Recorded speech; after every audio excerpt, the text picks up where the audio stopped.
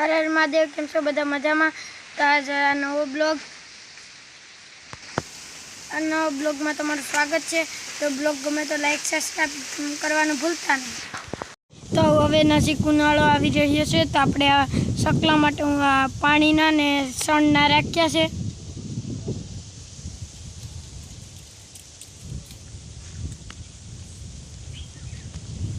આ લીમડે તો પક્ષી વધારે હોય તો આપણે અહીં ટીંગાડી દીધા છે.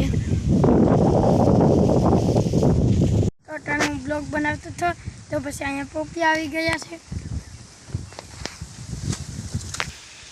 તો આ જો બધા પોપિયા છે, નાના અને મોટા, ને તો એ પાકે પછી ખાવાના.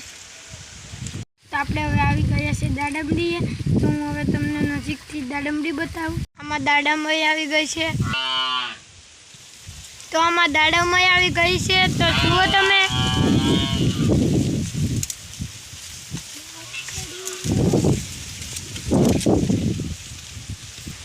આ છે આપણી દાડમડી. તો આંબો કરાઈ ગયો છે ને આમાં મોરોય આવ્યો ને હાવ લીલોસમ થઈ ગયો.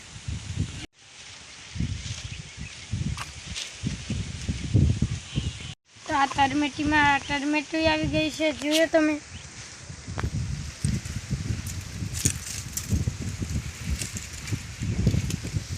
આ એક કાચું છે ને બીજું પાકી ગયું. તો મેહુલભાઈ આવી ગયા છે, તો આપણે હવે એને બ્લોગ આપીએ.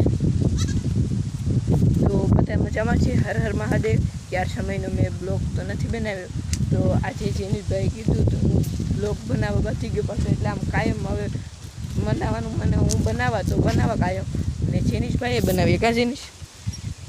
તો હું મેં ક્યારના બ્લોગ તો બનાવ્યા નથી, કંઈ નહીં તો 1 વર્ષ દિવસ થઈ ગયો, કારણ કે હું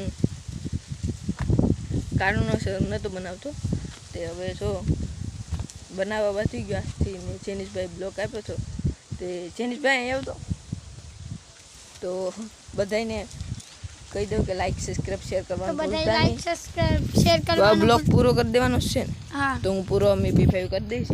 જો આ બ્લોગ ગમ્યો હોય તો લાઈક સબસ્ક્રાઈબ શેર કરવાનું ભૂલતા નહીં. જય માતાજી. અને સબસ્ક્રાઈબ કરજો તો હાલો, જય માતાજી.